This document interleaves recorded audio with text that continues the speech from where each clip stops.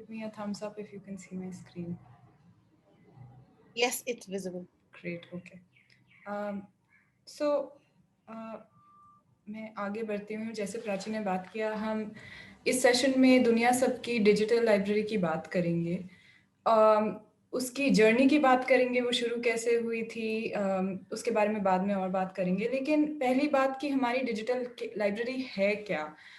हमारे लिए टीसीएलपी में डिजिटल लाइब्रेरी का क्या मतलब रहा है, क्या मकसद रहा है, इसके बारे में मैं थोड़ा सा बात करूँगी. आप अपने स्क्रीन पर अभी देख सकते हैं कि एक स्क्रीनशॉट है ये. साथ में एक स्टोरी का कवर पेज है, बेटियां भी चाहें आज़ादी, girls too want freedom. This is published by Pratham books. And left side में आप देख सकते हैं कि किसी का चित्र भी है. ये हमारी स्टूडेंट लीडर रही हैं, इंटर्न रही हैं और अब लाइब्रेरियन है, सिम्पी. और ये जो चित्र है, ये एक स्क्रीनशॉट है उनके वीडियो रीड अलाउड का. तो उन्होंने वीडियो बनाया जिसमें वो कहानी को पढ़ती हैं, ये रीड अलाउड करती हैं. जैसे हमने आज बात करी है रीड अलाउड कैसे होता है, ठीक वैसे ही उसकी रिकॉर्डिंग बनाई. और इस वीडियो को हमने और बाकी सारे स्टोरी के वीडियोस को रीड अलाउड के वीडियोस के तरह हमने अपने डिजिटल लाइब्रेरी के चैनल पर शेयर किया है. और इस ये जो वीडियो है, इसके जैसे और कई सारे रीड अलाउड वीडियोस हैं जिन्हें हम डिजिटल लाइब्रेरी के ज़रिए ऑडियो फॉर्म में, वीडियो फॉर्म में और रीडिंग लिंक के फॉर्म में शेयर करते हैं. तो शायद आप सोच रहे होंगे कि डिजिटल लाइब्रेरी क्यों, राइट. कि इसका मतलब हमारे ज़माने में हमारे कम्युनिटीज़ के लिए जब इंटरनेट का इतना प्रॉब्लम है, कनेक्शन का इतना प्रॉब्लम है, तो ऐसे में स्मार्टफोन नहीं है, इस ऐसे में डिजिटल लाइब्रेरी क्यों, राइट. तो ये सारे सवाल हमारे पास भी थे. और हम अभी भी मानते हैं कि digital library physical library space का कोई रिप्लेसमेंट नहीं है. पर हम ये भी मानते हैं कि जब हम एजिटेट करते हैं, जब हम कहते हैं कि पढ़ना और सोचना सबका हक है, कुछ गिने चुने लोगों का नहीं, सबका हक है. और तब हम इसे आगे बढ़ाएं और सोचें कि अ, इस ज़माने में डिजिटल रीडिंग रिसोर्सेज़ का, जो ऑनलाइन रीडिंग रिसोर्सेज़ हैं, ऑनलाइन एजुकेशन है, उस पर भी सबका हक होना चाहिए. वो ऐसा है कि कई सारे ऑनलाइन रिसोर्सेज़ हैं, ऑनलाइन एजुकेशन है जो चल रहा है आजकल हमारे कंट्री में, हमारे वर्ल्ड में, और वो फ्री होंगे शायद. लेकिन हमें पता है कि शायद हमारी कम्युनिटीज़ के लिए ये एक्सेसिबल नहीं है, क्योंकि डेटा कम है, राइट. या फिर एक्सेस करने का की नॉलेज नहीं है, वो डिजिटल लिटरेसी का लेवल नहीं है. तो जब हम एजिटेट करते हैं, हमें ये भी बोलना है कि इन रिसोर्सेज पर, ऑनलाइन टेक्नोलॉजी पर और डिजिटल रिसोर्सेज पर, ऑनलाइन एजुकेशन पर भी सिर्फ गिने चुने लोगों का हक नहीं हो सकता है. हमें अपनी तरफ से वी हैव टू बिल्ड, हमें बिल्ड करना है कि जो हमारी मेंबर्स की नीड्स और लिमिटेशंस हैं, उनको मन में रखते हुए हम भी एक्सेस बिल्ड करने की कोशिश करें. तो ये हमारे एक तरह से एजुटेशनल काम भी है, कि हमारी कम्युनिटीज़ का, हमारे रीडर्स का भी हक है इन रिसोर्सेज पर, का भी हक है टेक्नोलॉजी पर. तो हमारी डिजिटल लाइब्रेरी हर स्टेप पर अपने मेंबर्स की नीड्स और लिमिटेशंस के बारे में सोचती है. हम हमारी डिजिटल लाइब्रेरी लो डेटा यूज़ है, एक्सेसिबल होने का की हर कोशिश है. हम जो भी शेयर करते हैं अपनी डिजिटल लाइब्रेरी के ज़रिए, वो फाइल्स कंप्रेस होती हैं जितनी छोटी वो हो पाएँ, यानी वो जितना कम इंटरनेट डेटा इस्तेमाल कर पाएँ उतनी छोटी.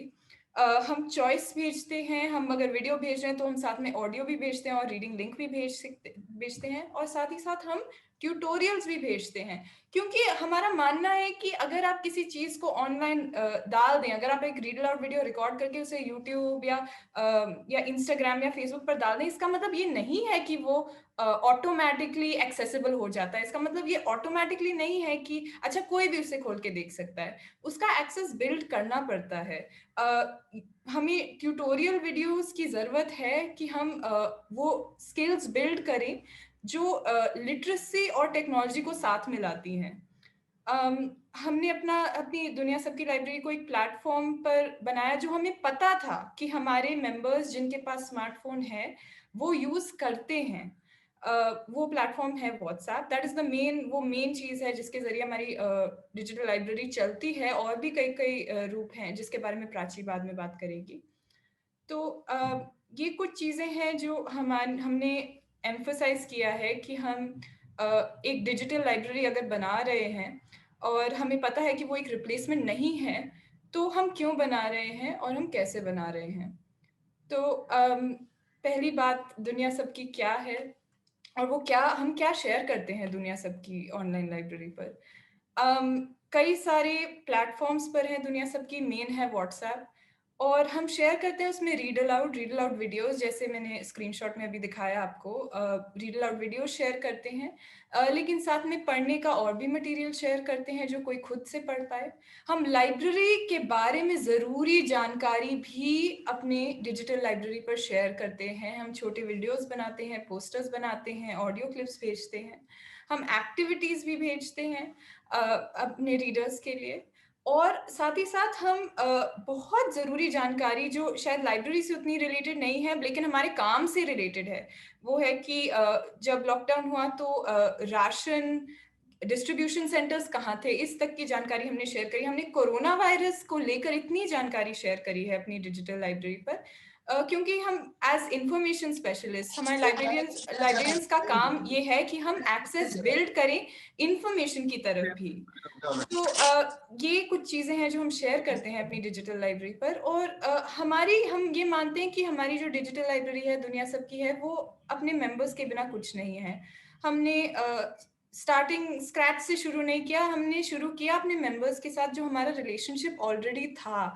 हमारी जो फिजिकल लाइब्रेरी में जो हमारे मेंबरशिप रहा है, उन्हीं के साथ, उन्हीं को जानते हुए, उन्हीं के नीड्स को जानते हुए हमने ये डिजिटल लाइब्रेरी बनाई है।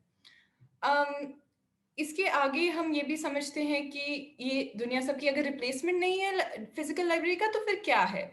अब हम सोचने लग गए हैं कि ये एक एक्सटेंशन है, कि ये फिजिकल लाइब्रेरी को के कई कई गैप्स को फिल कर सकता है और उसके काम को कई कई तरह से आगे भी बढ़ा सकता है। और जब हमारी फिजिकल लाइब्रेरीज बंद रही हैं, तब हमने अपनी डिजिटल लाइब्रेरी के जरिए ही जितना हम काम कर पाए हमने किया है। और इस सब के पीछे वही सोच है कि पढ़ने और सोचने पर सभी का हक है। और हमने दुनिया सबकी में जब हमने शेयर करना शुरू किया, जब हमने 10 व्हाट्सएप ग्रुप्स बनाए अपने सारे मेंबर्स के, तब इसके पीछे ये भी सोच थी कि ये भी हमें जानकारी भी थी, सोच भी थी कि उस समय पर हमारे लाइब्रेरी मेंबर्स तक कोई और ऑनलाइन एजुकेशन नहीं पहुंच पा रहा था। उनके पास कोई और रीडिंग मटेरियल नहीं पहुंच पा रहा था। तो हमने उस समय पर ये शुरू किया है। और हम जब बात आई कि हु डू वी रीच, हमारी डिजिटल लाइब्रेरी किन किन लोगों तक पहुंचती है, करीब 1000 लाइब्रेरी से जुड़ी जो फैमिली मेंबर्स हैं, उन तक पहुंचती है ज़्यादातर व्हाट्सएप के थ्रू। लगभग 1000 लाइब्रेरी मेंबर्स से जुड़े फ़ोन नंबर्स हमारे 10 व्हाट्सएप ग्रुप्स पर जुड़े हैं। इसके साथ ही साथ 2 और व्हाट्सएप ग्रुप्स हैं हमारे, जिसमें करीब 200 लाइब्रेरियंस हैं। शायद टीसीएलएन से भी कई सारे लोग होंगे उस व्हाट्सएप ग्रुप पर।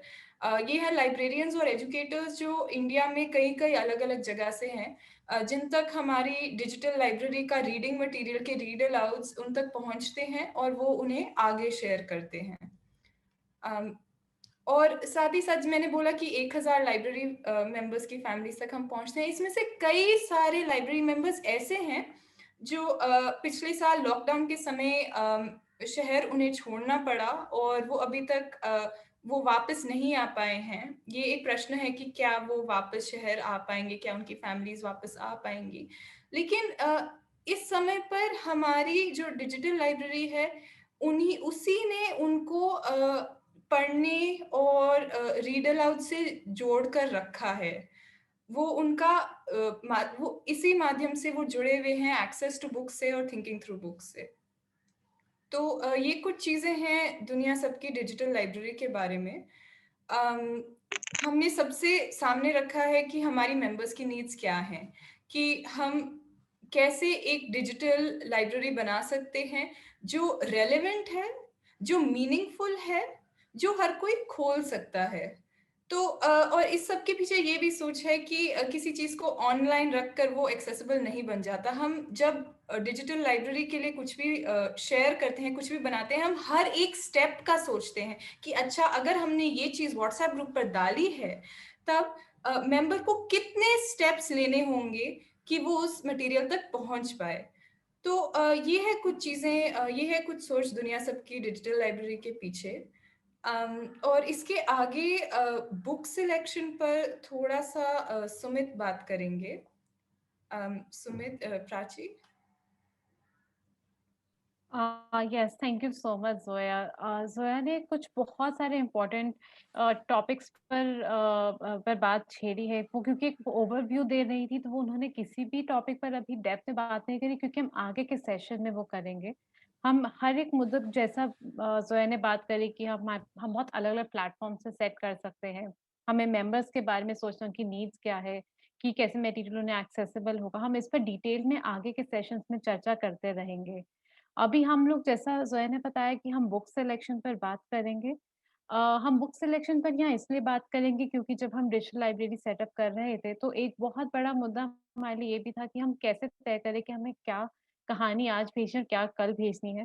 और आई थिंक ये लाइब्रेरी में भी जब हम रोज़ाना रीड अलाउड करते हैं या फिर बच्चों के साथ किताबों से जुड़े काम करते हैं, तो ये सोचते रहते हैं कि किस तरीके से किताबें चुनी जाए, कौन-सी किताबें सही होंगी।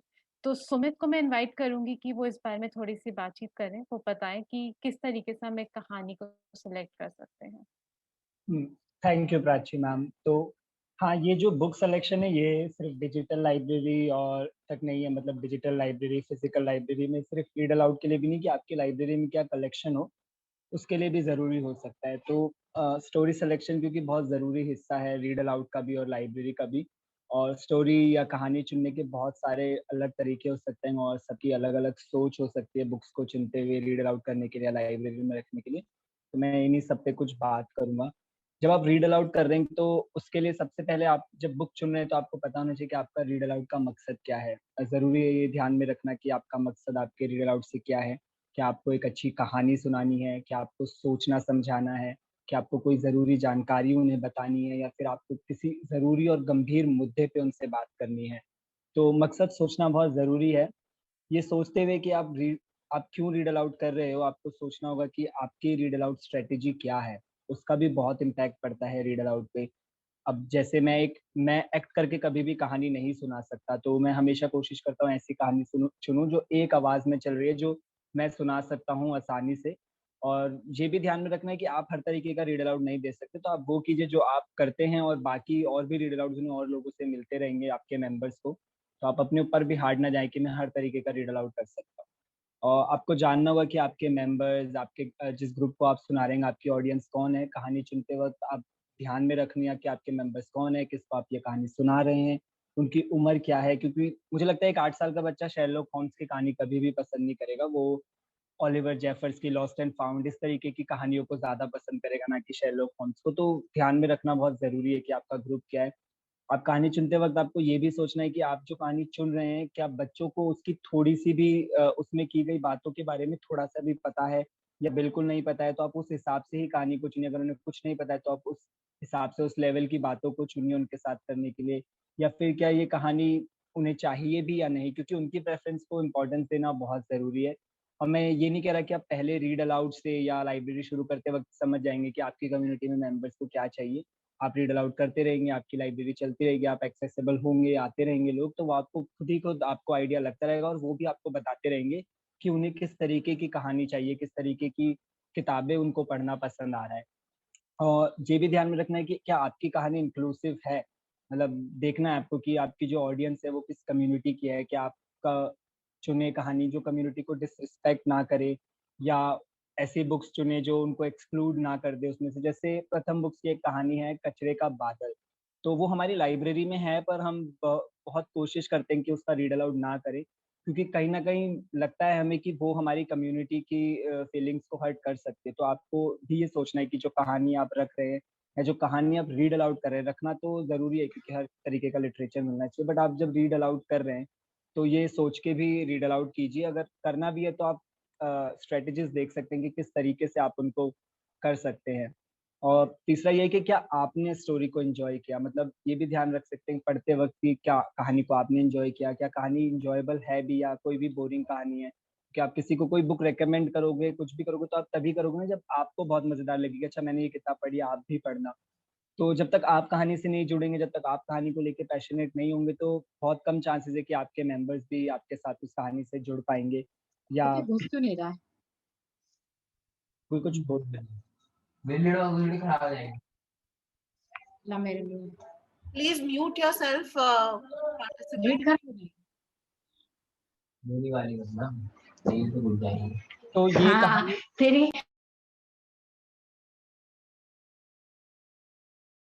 सुमित आप कंटिन्यू कर सकते हैं। हाँ, तो ये कुछ तरीके थे कहानी के और चुनते वक़्त बहुत सारे ऐसे मन में सवाल आते हैं क्योंकि हम सब लाइब्रेरीज़ को लेके बहुत पैशनेट हैं, अपने मेंबर्स को लेके पैशनेट हैं और हम कई बार सोचते हैं कि चलो ठीक है, आज हम कास्ट से रिलेटेड कोई कहानी सुनाते हैं या जेंडर से रिलेटेड या वॉर से रिलेटेड या किसी भी तरीके के कॉन्फ्लिक्ट से रिलेटेड या डोमेस्टिक वायलेंस से रिलेटेड हम सबके मन में ये डिफ़िकल्ट थीम्स आती हैं। पर इन कहानियों को चुनते वक़्त मन में बहुत सवाल आते हैं और जो बहुत आम से सवाल है जो हम सबके मन में चलते हैं, सब मतलब टीसीएलपी में हम सब लाइब्रेरियंस के मन में भी चलते हैं, हम डिस्कस करते हैं इस पे। तो वो सवाल ये होते हैं कि क्या कहानी बच्चों को सुनाना सही होगा, ये कहानी या उनकी उम्र तो शायद कम है, हमें उनसे इस बारे में बात करनी चाहिए या नहीं?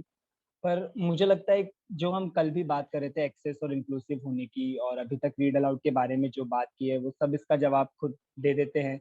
हम एक्सेस देना है तो हमें किसी भी तरह की कहानी किसी से भी क्यों छुपाएँ? सबको हक है हर तरह की कहानी जानने का, सब सच जानने का और एज़ अ लाइब्रेरी और एज़ अ लाइब्रेरियन मुझे लगता है कि हमारी रिस्पॉन्सिबिलिटी और हमारा ये रोल रहता है कि हम वो बातें करें जो हमारे समाज में चल रही हैं या हमारे इतिहास के बारे में बात करें या आने वाला टाइम हमारे लिए कैसा हो सकता है, जो कुछ चल रहा है समाज में उसको देखते हुए, तो ये सब बातें करना बहुत ज़रूरी है। और दूसरा ये है कि जब हम सोचते हैं कि बात करते हैं और सोच बढ़ाने की, तो उसमें भी ज़रूरी होता है कि आपके मेंबर्स तक वो टूल पहुँचे और वो टूल्स बस खुशी-खुशी वाली कहानी से नहीं पहुँचेंगे, जो समाज में हो रहा है, वो उन्हें भी जानने का हक है। और मुझे लगता है हद से ज़्यादा ये है कि वो जानते हैं पर उसे प्रोसेस नहीं कर पा रहे हैं क्योंकि उनको किसी ने टूल्स नहीं दिए हैं सोचने के। उन्हें बताया तो गया है कि लड़ना गलत है, पर क्यों गलत है ये नहीं पता। उन्हें पता है कि किसी को नीचा नहीं दिखाना पर क्यों नहीं दिखाना। ये नीचा दिखाना शुरू ही कहाँ से हुआ? उन्हें पता है कि पापा-मम्मी को रोज़ मार रहे हैं पर उन्हें ये हक कौन दे रहा है? या वो सही है या गलत है, इसमें क्या हो रहा है? अब बचपन में बहुत डोमेस्टिक मैंने खुद बचपन में अपने घर में बहुत डोमेस्टिक वायलेंस देखा है, पर मुझे कभी समझ नहीं आया कि अच्छा ये क्यों हो रहा है? शायद ये तो आदमी का हक हो सकता है या मैंने कास्ट डिस्क्रिमिनेशन अपने स्कूल में बहुत देखा है और मुझे नहीं पता था उस वक़्त पे कि वो कास्ट डिस्क्रिमिनेशन है। तो इस तरीके की कहानियाँ उन्हें टूल्स देती हैं ये सब सोचने के लिए। मैं आपको एक छोटी-सी कहानी सुनाता हूँ, ये बहुत क्योंकि ये डिफ़िकल्ट थीम्स पे हम बात कर रहे हैं और बहुत अलग-अलग लोग इस पे बहुत अलग-अलग तरीके से सोचते हैं। तो एक बार मैं एक संस्था में गया था टीसीएलपी की तरफ से, तो उसमें हमें बुक्स दी गई थी और उसमें हमें एक लिस्ट भी दी गई और उसमें हमें चुनना था कि आप कौन-सी बुक्स अपनी लाइब्रेरी में मेंबर्स के लिए रखना चाहेंगे और उसके बहुत तरीके थे कि अच्छा इसकी अगर आप इसको रिजेक्ट कर रहे हैं तो क्यों रिजेक्ट कर रहे हैं और आप इसको रख रहे हैं तो क्यों रख रहे हैं और इसकी लैंग्वेज के बारे में आप क्या कहना चाहेंगे, इसकी कहानी के बारे में क्या कहना चाहेंगे, ये सब बहुत कुछ था उसमें। और मैंने देखा कि वहाँ पे लोग जो वॉर से रिलेटेड कहानी थी, वहाँ सब उसको रिजेक्ट कर रहे थे। मतलब सबको लग रहा था कि वॉर के बारे में बच्चे नहीं जानेंगे, इसमें बहुत ज़्यादा वायलेंस है, वॉर उनके लिए ठीक नहीं होगा अभी जानना। पर मुझे उस टाइम मेरे मन में ये पहली बार सवाल आया कि ऐसा क्यों? मतलब उनको हर कहानी जानने का हक है और अभी जैसे हम जिस दुनिया में हम इस टाइम जी रहे हैं, तो मुझे लगता है कि बच्चों को सब पता है, उन्हें वॉर पता है, वो न्यूज़ पे देख रहे हैं कि हमारे न्यूज़ एंकर्स हमेशा बोल रहे हैं पाकिस्तान को उड़ा देंगे। वो अपने देश में ऐसा देख रहे हैं कि किसी की भी कम्युनिटी को जाके हम अटैक कर रहे हैं, तो उन्हें तो ये सब देखने को मिल रहा है। बट उनको वो सोचने के टूल्स कहीं से नहीं मिल रहे हैं क्योंकि हम उनसे छुपाने की कोशिश कर रहे हैं सच को, जो कि हम नहीं छुपा सकते कि वो भी हमारी तरह इस समाज में ही रहते हैं। तो हम इस तरीके से कहानियों को इस्तेमाल कर सकते हैं जब ऐसा कुछ हो रहा है, हम इस तरीके की कहानियों को उठा के उनके बारे में बात कर सकते हैं उनसे कि अच्छा आपको पता है कि ऐसा चल रहा है बट आपको क्या लगता है कि ये क्यों चल रहा है, ऐसा क्या हो रहा है? इस तरीके से तो उन्हें हक है हर चीज़ को जानने का हद से ज़्यादा कि वो जानते भी हैं। पर अब सवाल ये भी है कि आप किस तरीके से इन थीम्स को लेके जाएँगे मेंबर्स तक क्योंकि ये मुश्किल थीम्स हैं और बहुत मुश्किल हैं और कभी-कभी ये आसान हो सकती हैं। मतलब ये मुश्किल थीम्स हैं बट ये आपके लिए आसान हो सकती है क्योंकि ये डिपेंड करता है कि आपकी ऑडियंस कौन है, आपकी ऑडियंस किस उम्र की है उस पे डिपेंड करता है, उस एज पे भी डिपेंड करता है कि आपकी ऑडियंस के साथ आपका रिश्ता कैसा है। तो ये बहुत सारी चीज़ों पे डिपेंड करता है और जब मैं खुद इस तरीके के थीम्स पे बात करता हूँ, तो मैं उस वक़्त उन्हें उठाता हूँ जब मुझे लगता है कि अभी अच्छा कुछ ऐसा चल रहा है, मेंबर्स ने इसका सुना होगा या मैं खुद लाइब्रेरी में उनको किसी टॉपिक पे बात करते सुनता हूँ। तो फिर मैं उन्हें बोलता हूँ, "अच्छा आपको पता है इससे रिलेटेड कहानी या कविता, क्या आप सुनना चाहेंगे ऐसा कुछ?" तो जैसे अभी जब 2019 में सीएनआरसी का बहुत चर्चा चल रहा था पूरे देश में और हमारी लाइब्रेरी में हमें ज़रूरी लगा था कि हमें भी इस टॉपिक पे बात करते रहना चाहिए और डिस्कशन हमारी लाइब्रेरी में बहुत उससे चल रहा था इसमें और यही डिस्कशन मेंबर्स के बीच में भी चल रहा था और मैं वहाँ बैठा हुआ था, वो दूर डिस्कशन कर रहे थे बट मैं थोड़ा-थोड़ा उनको सुन पा रहा था। तो मैंने जब सुना और मैं उनके पास गया और मैंने उनसे बोला कि अच्छा हाँ, ये बात तो है कि ऐसा कुछ चल रहा है, पर आपको पता है कि इससे रिलेटेड एक कविता है, जिसको अगर आप सुनना चाहें तो मैं आपको सुना सकता हूँ। तो मैंने वहाँ उनके साथ वो रीड अलाउड किया, हालाँकि वो कविता मैंने बहुत पहले सुन रखी थी बट मैंने सोचा था लाइब्रेरी में कभी उसका रीड अलाउड करूँगा बट मैं ऐसे ही किसी मौके का इंतज़ार कर रहा था कि कोई मौका आएगा और मैं उसको सुनाऊँगा मेंबर्स के साथ। तो आपको ढूँढते रहना है, आपको सोचते रहना है आपके काम के दौरान। और कई बार ऐसा भी हो सकता है जैसे कल के सिनेरियोज़ में भी हमने देखा कि कुछ ऐसे कॉन्फ्लिक्ट चल रहे हैं मेंबर्स के बीच ही और आप एज़ अ लाइब्रेरियन हैं और आपको वहाँ पर आप देख रहे हो कि अच्छा 2 बच्चे इस तरीके से एक-दूसरे से बात कर रहे हैं, तो मैं अब इस सिचुएशन को कैसे हैंडल करूँ? जो कल हम सिनेरियोज़ में देखा हमने वो तो था कि हमें इंस्टेंटली उस पे फैसला लेना है, बट एज़ अ लाइब्रेरियन आपकी ज़िम्मेदारी बढ़ जाती है कि जब ऐसी कोई कन्वर्सेशन चल रही है आपकी लाइब्रेरी में, तो कैसे आप उसको धीरे-धीरे उसके ऊपर बात कर सकते हैं, धीरे-धीरे उनकी अंडरस्टैंडिंग जो वो खुद बोल रहे हैं, जिस बारे में वो बात कर रहे हैं, उनकी समझ को उसके बारे में बढ़ाना, तो आप उस टाइम पे भी इन इस तरीके के थीम्स को मतलब लेके जा सकते हैं उनके सामने। जैसे जेंडर से रिलेटेड कोई बात कर रहा है, तो आप कोई कहानी उठा सकते हो, जैसे स्त्री का पत्र उठा सकते हो पारो की कहानी उठा सकते हो। इस तरीके से आप बहुत सारी कहानियाँ उठा सकते हो। ये सारी डिफ़िकल्ट थीम्स मतलब फ़िज़िकल लाइब्रेरी के लिए हिसाब से मैंने आपको बताया, बट डिजिटल में भी ये इसी तरीके से जा सकती है क्योंकि जैसा अभी हम देख रहे हैं, जब लास्ट ईयर बहुत सारे केसेज़ बढ़े, तो मज़दूर जा रहे थे, तो शायद उस वक़्त आपको लग सकता है कि अच्छा ये ऐसा चल रहा है, मैं इसके ऊपर कहानी सुना सकता हूँ। जैसा अभी जो कुछ चल रहा है और जैसे इनइक्वालिटी मेडिकल ट्रीटमेंट को लेके भी चल रही है, वो आपके ऊपर है कि आप किस थीम्स के बारे में बात करना चाहते हैं और मुझे लगता है कि ये मुश्किल है बट ये बहुत ज़्यादा ज़रूरी है कि उनसे इसके बारे में बात की जाए क्योंकि आप एज़ अ लाइब्रेरियन उनको ये पहुँचा सकते हैं बाकी क्योंकि स्कूल में या कहीं और उनसे शायद इस बारे में कोई बात नहीं कर रहा है और उनको खुद लग रहा है कि अच्छा ये बातें करना तो गलत है। मतलब मैं टीवी पे सुन सकता हूँ कि पाकिस्तान को उड़ा दो, बट मैं किसी बड़े से जाके ये नहीं पूछ सकता कि क्यों उड़ा दो? तो ये सवाल, ये सोच करने की आपको उन्हें हिम्मत देनी है। तो हाँ, यही था मेरी तरफ से प्राची मैम इसमें। Thank you so much Sumit. I think आपने कुछ जो बातें करी उसमें मुझे एक चीज़ समझ आई कि शायद सबसे ख़ास बात ये निकल कर आई कि जब हम सोच रहे हैं कि हमें कौन-सी किताबें चुननी चाहिए कहानी सुनाने के लिए, तो उसमें हमें सोचना है कि हम कहानी क्यों सुना रहे हैं, किसको सुना रहे हैं और कैसे सुना रहे हैं। और और हमारे हाथ में क्या रिसोर्सेज़ हैं। एंड आई थिंक इन सबके बीच में शायद मेंबर्स हैं, हमारे जो मेंबर्स हैं वो सबसे सेंट्रल पॉइंट रहता है। एंड ये आई थिंक एक रनिंग थीम रहेगी हमारे आगे की डिस्कशन में भी कि हम अपने मेंबर्स के पर्सपेक्टिव से सोचें और हम उनके बारे में सोचें। अम, और ये हमारी अगले टॉपिक में भी बहुत खास है क्योंकि हम बात करने वाले हैं कि हम एक डिजिटल लाइब्रेरी को आखिर सेटअप क्यों करें और इसमें मेंबर्स के बारे में सोचना क्यों ज़रूरी है, हम इस पर भी थोड़ी चर्चा करेंगे। तो अभी क्योंकि हमने जाना कि हम कैसे किताबें सेलेक्ट कर सकते हैं, तो हम लोग अपनी किताबों और कहानियों के साथ तो तैयार हैं, लेकिन उसके बाद उन्हें मेंबर्स तक कैसे पहुँचाया जा सके। तो एक तो ज़रिया ऑब्वियसली रहता है हमारी फिजिकल लाइब्रेरीज़ के थ्रू जो चलता रहेगा, जो जो बहुत ज़रूरी है और हमेशा चलता रहेगा। पर जब लास्ट ईयर लॉकडाउन हुआ और हमें हमारी फिजिकल लाइब्रेरीज़ को बंद करना पड़ा, तो हमारे सामने एक बहुत बड़ा एक क्वेश्चन मार्क था कि अब हम ये कहानियाँ बच्चों तक कैसे पहुँचाएँ? कहानियों के साथ-साथ जो बाकी ज़रूरी जानकारी है, वो भी हमारे मेंबर्स तक कैसे बताएँ, उनके पेरेंट्स तक कैसे बताएँ? उनकी फैमिलीज़ के पास बहुत सवाल थे जिसका जवाब देने के लिए कोई नहीं था। तो एक लाइब्रेरी के नाते हमारी ये ज़िम्मेदारी थी कि हम ये सब करें। तो बहुत बड़ा ये क्वेश्चन मार्क था हम सबके मन में कि ये कैसे करें? एंड हमें ये भी रियलाइज़ हो गया था कि ये बहुत अर्जेंटली इस मुद्दे को रिज़ॉल्व करने की ज़रूरत है। ऐसा नहीं है कि उससे पहले हम लोगों ने सोचा नहीं था कि हम व्हाट्सएप के ज़रिए अपने मेंबर्स के साथ जुड़ सकते हैं। पर शायद कभी इतनी अर्जेंसी फ़ील नहीं हुई थी कि हमें अभी के अभी जुड़ना ज़रूरी है। तो जब ये अर्जेंसी आई तो हम लोगों ने इमीडिएटली ये प्रोसेस शुरू किया और ये इतना फास्ट प्रोसेस था कि हम लोगों ने 10-15 दिन के अंदर-अंदर हमारी डिजिटल लाइब्रेरी तैयार थी और हम मेंबर्स तक उस वर्चुअल माध्यम से हम जुड़ पा रहे थे। तो जैसा कि मैंने कहा कि इन सबके बीच में सेंट्रल था मेंबर। हम लोगों को सोचना था कि मेंबर्स तक कैसे पहुँचे, हमें सोचना था कि मेंबर्स के पास क्या रिसोर्सेज़ अवेलेबल हैं। तो हम एक चीज़ तो समझ गए थे कि सभी मेंबर्स के पास स्मार्टफ़ोन्स नहीं हैं। तो यानी जिन मेंबर्स के पास स्मार्टफ़ोन्स नहीं हैं, उन उन तक हमें पहुँचने के लिए शायद फ़ोन कॉल्स की मदद लेनी होगी। पर जिन मेंबर्स के पास स्मार्टफ़ोन्स थे, वो शायद हमारी वेबसाइट खोल के वहाँ से जानकारी नहीं ले पाएँगे या हम अगर यूट्यूब पर वीडियोज़ डालें, तो शायद वो नहीं समझ पाएँगे कि उसके लिंक को कैसे खोलना है या फिर वो अपने आप यूट्यूब पर सर्च करके वो उस वीडियो तक नहीं पहुँच पाएँगे। तो हमारे लिए ज़रूरी था कि हम एक ऐसे प्लेटफ़ॉर्म पर लाइब्रेरी को सेटअप करें जो हमारे मेंबर्स तक पहुँच सके, जहाँ हमारे मेंबर्स आसानी से जिसको इस्तेमाल कर सकें, जिस पे कंटेंट ऐसे फॉर्मेट में हो, जो उनके लिए आसान हो इस्तेमाल करना और जिससे हम लोग ये भी समझ सकें कि मेंबर्स की क्या ज़रूरतें हैं, उनको किस चीज़ की रिक्वायरमेंट है।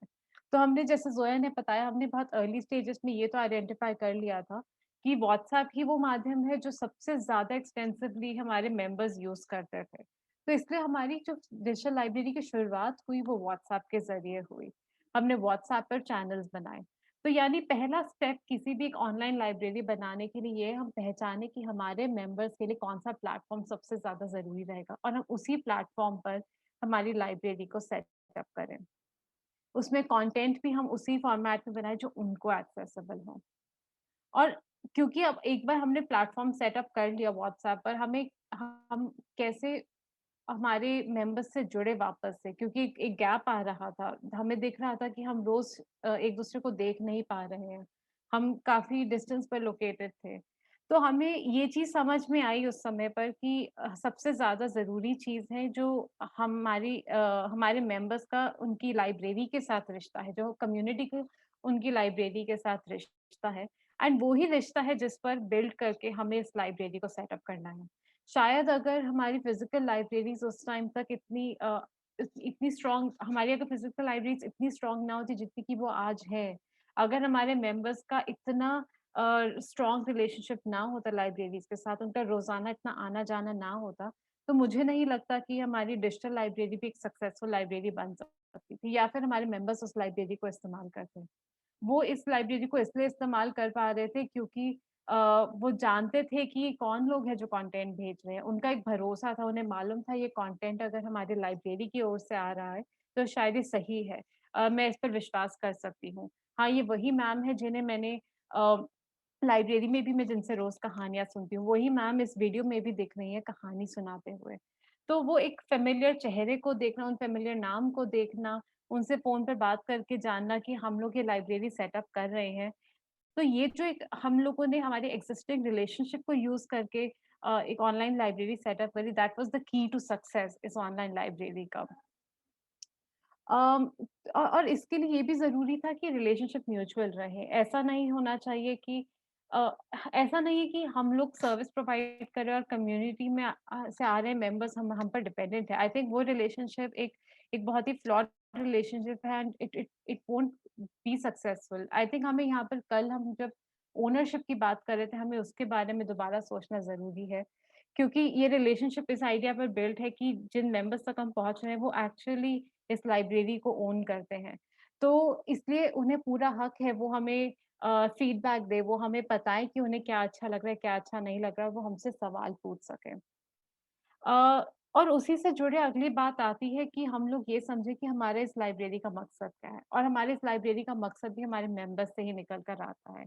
जब वो हमें हमसे सवाल पूछ रहे हैं, हमें अपने रिस्पॉन्सेज़ दे रहे हैं, तब हम समझ पा रहे हैं कि उनकी क्या ज़रूरतें हैं। जब हम कम्युनिटी वॉक पर जाकर उनसे बातचीत कर रहे हैं, जब हम उनसे फ़ोन पर बातचीत कर रहे हैं, जब वो लाइब्रेरी में आ रहे हैं और किताबें बदलवाते समय हमें बता रहे हैं कि उन्हें कौन-सी किताब अच्छी लगी, कौन-सी नहीं, तो वो हमें ये भी बता रहे हैं कि उन्हें किस-किस कंटेंट की ज़रूरत है, उन्हें किस-किस तरह की जानकारी की ज़रूरत है, किस-किस तरह के गैप्स एग्ज़िस्ट करते हैं। तो हमें ये पर्पस को आइडेंटिफाई करना है कि किस पर्पस को हम फुलफिल कर रहे हैं। जैसे जब हमारी फिजिकल लाइब्रेरीज बंद हुई तो हमें रियलाइज हुआ कि हमें कुछ बहुत ज़रूरी गैप्स को फुलफिल करना है। हमारे मेंबर्स किताबों को एक्सेस नहीं कर पा रहे, वो स्कूल नहीं जा रहे तो उन्हें कोई एजुकेशनल कंटेंट नहीं मिल रहा है। हमें मालूम था कि बहुत सारे क्योंकि एक एक बीमारी फैली हुई है और उससे जुड़ी जानकारी मेंबर्स तक शायद नहीं पहुँच पा रही है। तो ये सारे हम लोगों ने जब आइडेंटिफाई किए मुद्दों को, तो हमें रियलाइज़ हुआ कि यही हमारे गैप्स हैं जिन्हें हमें इस ऑनलाइन लाइब्रेरी से फुलफिल करना है। और इसी के बेसिस पर हमने कंटेंट बनाना शुरू किया। हमने कंटेंट बनाया जो इन सब गैप्स को फुलफिल कर सकता था। साथ ही जैसे ज़ोया ने बताया कि ये कंटेंट हमें ऐसे फॉर्मेट में बनाना था जो मेंबर्स के लिए एक्सेसिबल हो। तो हमने इसलिए उन्हें वीडियो फॉर्मेट में भी बनाया, हमने इन्हें ऑडियो फॉर्मेट में बनाया, हमने इन्हें पिक्चर फॉर्मेट में भी बनाया। और हमने इंश्योर किया कि ये ऐसी क्वालिटी हो जो कि जिससे कंटेंट को ईज़िली समझा जा सके। हम ऐसा नहीं कर सकते थे कि हम पुअर क्वालिटी का कंटेंट सबको भेजें। हमारे मेंबर्स का हक है कि उन्हें बेस्ट क्वालिटी का कंटेंट मिले, तो इसलिए उस पर खास ध्यान दिया गया। एंड देन ऑब्वियसली एंश्योरिंग कि वो कंटेंट सही समय पर मेंबर्स के पास पहुंच सके। अगर उन्हें कोविड से जुड़ी जानकारी आज चाहिए तो मैं 10 दिन बाद वो जानकारी भेजूंगी तो उसका कोई महत्व नहीं रहेगा। तो ज़रूरी है कि उसे सही समय पर भेजा जाए। और साथ ही मेंबर्स के लिए ये भी ज़रूरी है कि एक वो रूटीन में एस्टैब्लिश हो, ख़ास तौर पे अगर वो अगर बच्चे हैं तो उनके लिए तो और भी ज़रूरी है कि जो वो उनका रूटीन है उस समय पर उन्हें कहानियाँ मिलें। And our members were so used to these routines कि अगर 10 बजते ही उनके पास सुबह कहानी नहीं आती थी, तो उनका व्हाट्सएप पर मैसेज आ जाता कि मैम आज की कहानी कहाँ है?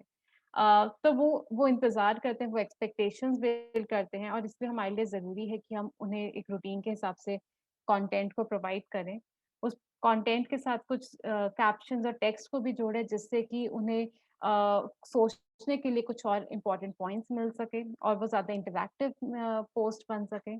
और साथ ही साथ हम सब मेंबर्स को इनवाइट करें कि वो हमें फीडबैक शेयर करें। चाहे वो हमें वो मैसेज करके हमें फीडबैक देते थे, वो कई बार कॉल करके हमें फीडबैक देते थे। पर ये फीडबैक से हमें मदद मिलती थी कि हम कंटेंट को उनकी ज़रूरत के हिसाब से बना सकें। और क्योंकि हम बात कर रहे थे कि क्या-क्या अ कि क्या-क्या प्लेटफ़ॉर्म्स हो सकते हैं जिन पर हम इन लाइब्रेरीज़ को होस्ट करें। तो हम लोगों ने हमारी जैसे शुरुआत करी व्हाट्सऐप से क्योंकि वो हमारे मेंबर्स के लिए सबसे ज़्यादा एक्सेसिबल था।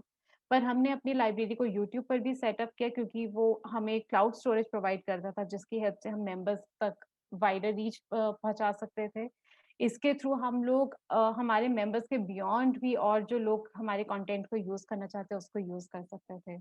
हमने एक वेबसाइट भी सेटअप करी जो कि एक प्रॉपर लाइब्रेरी की तरह सेटअप की गई। उसकी मदद से ये फ़ायदा हुआ कि मेंबर्स के पास घर बैठे-बैठे एक लाइब्रेरी है। उन्हें हमेशा इंतज़ार नहीं करना कि हम जब स्टोरी भेजेंगे तब वो पढ़ सकेंगे। वो वेबसाइट यूज़ करके अपने मर्ज़ी से अपने समय के हिसाब से कभी भी उसे एक्सेस कर सकते हैं और यहाँ तक कि बाकी टीचर्स और एजुकेटर्स भी उसे एक्सेस कर सकते हैं। हम टेलीग्राम पर भी सेटअप कर रहे हैं जो कि एक आर्काइव्स के फॉर्म में है, तो उसका ये एक बेनिफिट रहा कि हम एक आर्काइव बिल्ड करें जिसको कभी भी कोई भी लाइब्रेरियन एजुकेटर्स एक्सेस कर सकते हैं और वो अपने स्टूडेंट्स और अपने मेंबर्स के साथ भी उसे बाँट सकते हैं। तो आप इन चारों में से कौन-सा प्लेटफ़ॉर्म यूज़ करेंगे वो डिपेंड करता है आपकी ज़रूरतों पर और आपके मेंबर की नीड पर। मैं इसको स्किप करूँ क्योंकि इस पर ऑलरेडी बातचीत हो चुकी है कि किस-किस तरह के अलग-अलग कंटेंट हम प्रिपेयर करते हैं। अम अ, बट नेक्स्ट टॉपिक है वो बहुत ज़रूरी है क्योंकि हम बात कर रहे थे कि हम कितने अलग-अलग तरह के कंटेंट बनाते हैं and all that content goes through a very strict editorial process उसकी क्वालिटी और उसकी डाइवर्सिटी को एंश्योर करने के लिए एक वो बहुत ही स्ट्रिक्ट प्रोसेस के थ्रू गुजरता है और इस प्रोसेस के बारे में सुमित बताएँगे जो कि इस एडिटोरियल टीम का एक बहुत इम्पोर्टेंट हिस्सा है। सो Sumit?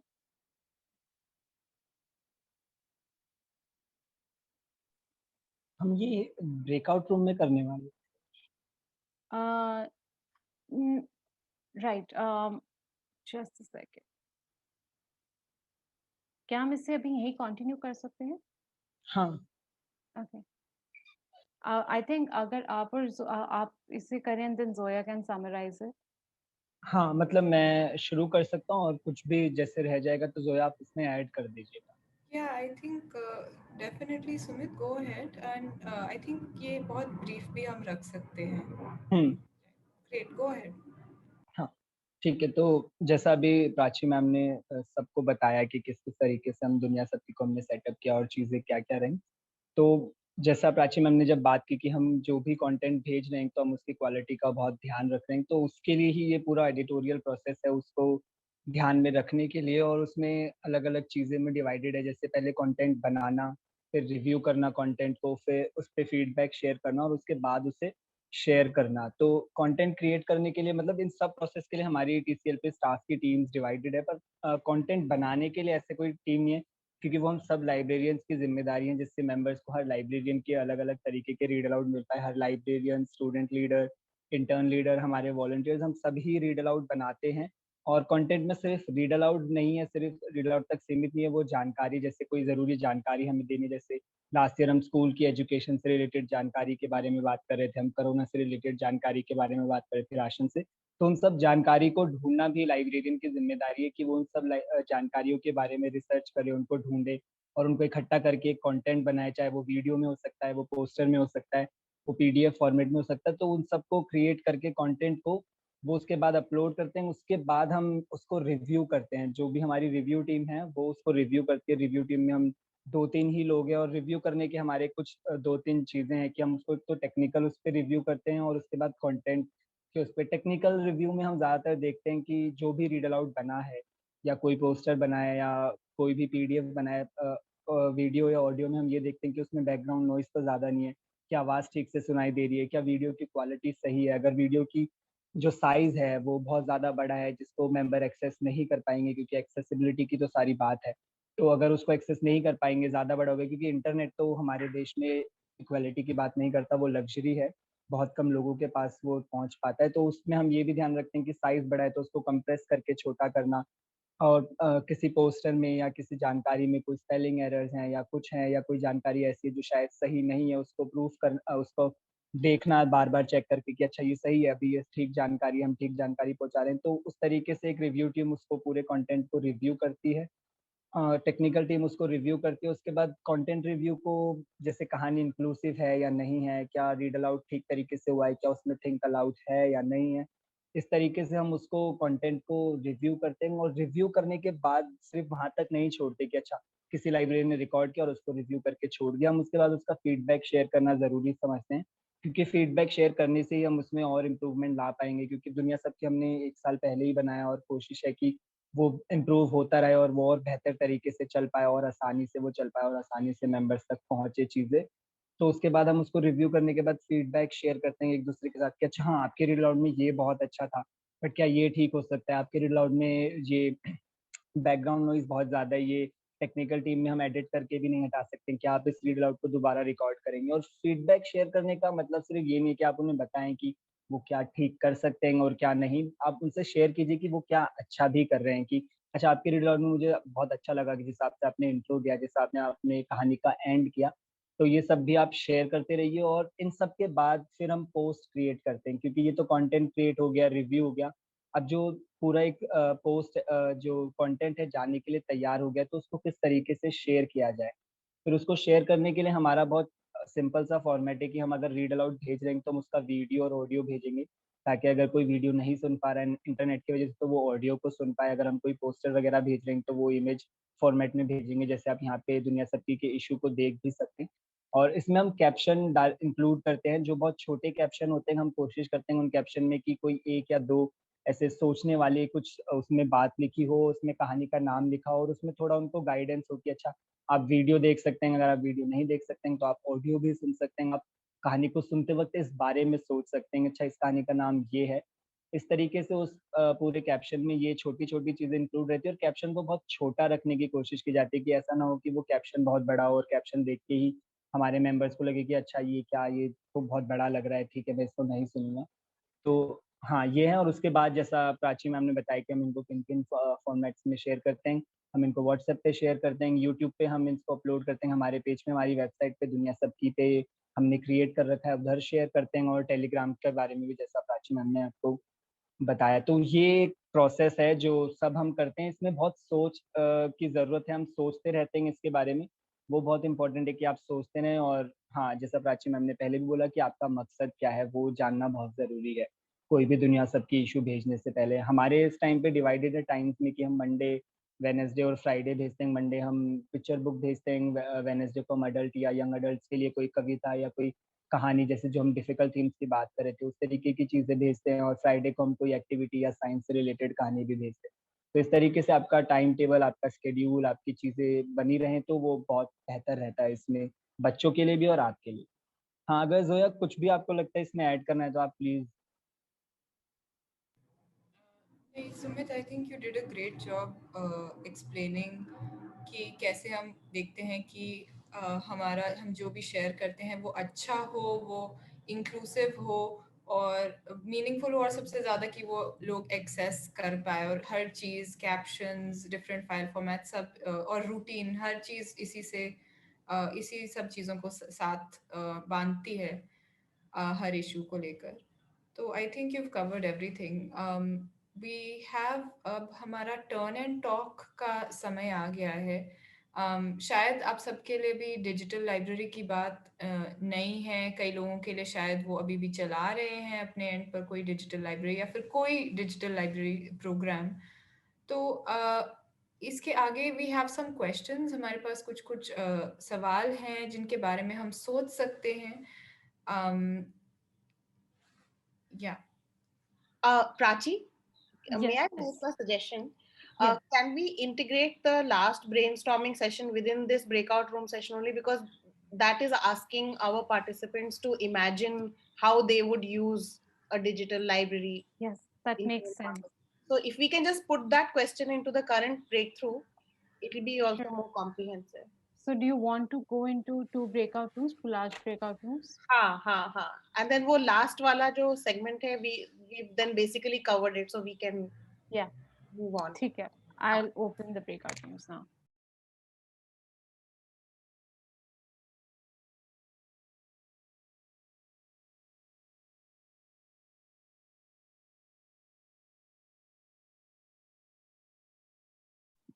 Hello and welcome back everyone. Um, बहुत सारे सवालों के साथ हमने ये लास्ट सेशन किया एंड हम लोगों ने एक बहुत ही इम्पोर्टेंट नोट पर हमारा पिछला सेशन खत्म किया। आई डोंट नो दूसरे ब्रेकआउट रूम में क्या चर्चा चल रही थी, बट हमारे ब्रेकआउट रूम में लास्ट चर्चा ये थी कि बहुत सारे मेंबर्स हैं हमारे जो जिनके पास स्मार्टफोन नहीं है, जो कीपैड वाला फोन यूज कर रहे हैं या स्मार्टफोन है पर इंटरनेट नहीं है, तो उन तक वो डिजिटल कंटेंट कैसे पहुंचाया जा सके, खासतौर पे अभी जब लाइब्रेरी बंद है।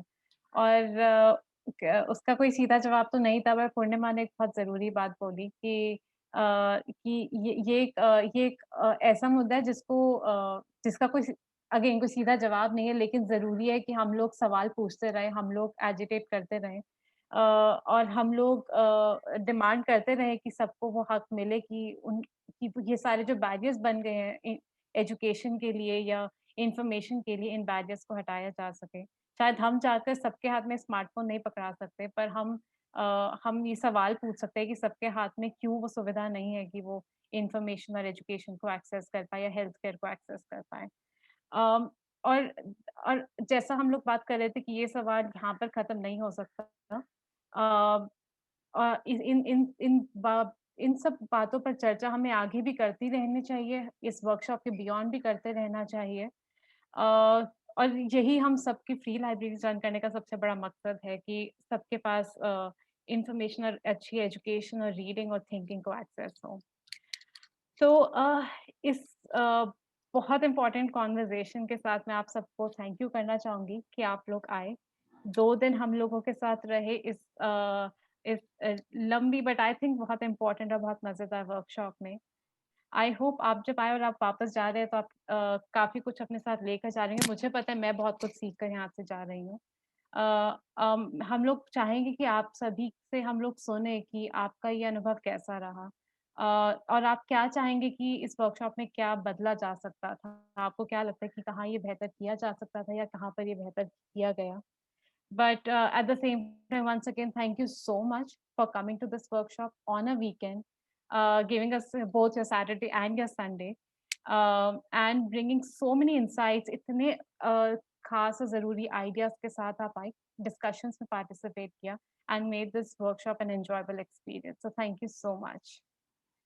हम लोग आप सभी के साथ after this workshop will also share some material. हम कुछ ज़रूरी मटेरियल शेयर करेंगे जो इस वर्कशॉप से जुड़ा हुआ होगा.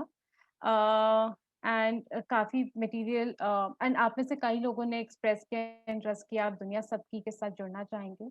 अगर आप TCLN से जुड़े हुए हैं तो आप प्लीज़ पूर्णिमा को रीच आउट करें. Is that right Purnima? And Purnima आपको हेल्प करेंगी टू कनेक्ट विद दुनिया सबकी टीम, और वो आपको और दुनिया सबकी टीम आपको चैनल से जुड़ने में मदद करेंगे. पूर्णिमा आपको जोड़ना चाहते हैं यहाँ पे?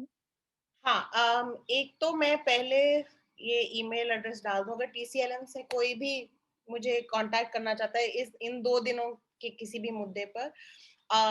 But I just want to the community library network के बिहाफ पे मैं I want to thank everybody जो हम आज आए, आज भी कल भी आए. और मैं एक जरूरी बात बोलना चाहती हूँ नेटवर्क के बारे में कि ये किसी एक संस्था की नेटवर्क नहीं है. बेशक TCLP के सपोर्ट से ये 2 दिन की वर्कशॉप बनी, लेकिन ये TCLN आप सबकी है. तो जैसे प्राची ने बोला कि मटेरियल्स भी शेयर करेंगे, लेकिन फीडबैक भी हम आपसे लेना चाहेंगे, तो एक फीडबैक फॉर्म भी हम सबको भेजेंगे. प्लीज थोड़ा सा वक्त और निकाल के उसको आंसर कीजिए, क्योंकि उसमें हम आपसे जानना चाहते हैं कि वो कौन से मुद्दे हैं जो शायद यहाँ पे हमने एक्सप्लोर नहीं किए उन दिनों में, इन 2 दिनों में, लेकिन आपके लिए वो बहुत जरूरी मुद्दे हैं. या कोई टॉपिक है जिसके बारे में आपके पास बहुत ज्यादा नॉलेज है, जिसके बारे में नॉलेज शायद हमको नहीं है, क्योंकि आने वाले कुछ महीनों में हम लोग TCLN स्पेसिफिकली और ऐसे सेशंस, छोटे सेशंस होंगे, वो 2 दिन वाले नहीं होंगे, हम करना चाहते हैं जिसमें आप भी फैसिलिटेटर बन सकते हैं. तो प्लीज हमसे कनेक्टेड रहिए. I think almost all of you जो TCLN से जुड़े हैं वो हमारे व्हाट्सएप ऑल मेंबर ग्रुप के बारे में जानते हैं. अगर नहीं जानते तो तुरंत मुझे ईमेल करिए, मैं आपको व्हाट्सएप ग्रुप पे ऐड कर दूंगी. मैं यहाँ पे किसी के नंबर नहीं ले रही हूँ क्योंकि ये पब्लिक फोरम है और आपका नंबर फिर पब्लिक हो जाएगा. आगे जाके अगर आपको TCLN में हमारे लीडरशिप या प्लानिंग में कोई रोल अदा करना है, तो हमारे पास एक कोर ग्रुप भी है. हम लोग अभी वेलकम कर रहे हैं लोगों को जिनको और करीब से एसोसिएट होना है. जैसे TCLP बस एक मेंबर है, जैसे ऋतुपर्णा असम से एक मेंबर है, तो आप भी ऐसे एक मेंबर बन सकते हैं उस प्लानिंग और लीडरशिप ग्रुप के. आने वाले दिनों में बहुत और चीजें हम प्लान करेंगे. होपफुली ये साल अच्छा जाएगा. To my wonderful TCLP के साथी, I hope these 2 days help to renew your commitment to this very important work that we do. We are in the middle of a storm in this city with COVID-19, and in the coming weeks, we will all have to step up in ways that we didn't expect perhaps before the pandemic. But as the last year has shown us, pandemic has changed the way we thought we would be librarians or volunteers or whatever. But I have always found hope. मुझे हमेशा इस बात से काफी encouragement और hope मिला है कि जब things बहुत hopeless होते हैं तो मेरे पास ये organization है जो मेरे ये despair को एक focus और constructive bent देता है. So as we all work from home, those of us who are in cities which are in lockdown, but definitely my TCLP colleagues, as we all work from home, I promise you the work of the free library will not be any less significant because you are working from home. This is to all the volunteers also who may be feeling discouraged that the centers are closed again, libraries are closed again. So to TCLP, to TCLN, to all people who fight for free libraries, thank you for your solidarity in the free library movement. Free library आंदोलन को चलाए रखने के लिए धन्यवाद. And yep, I think that's it. You made it to the end of 2 days.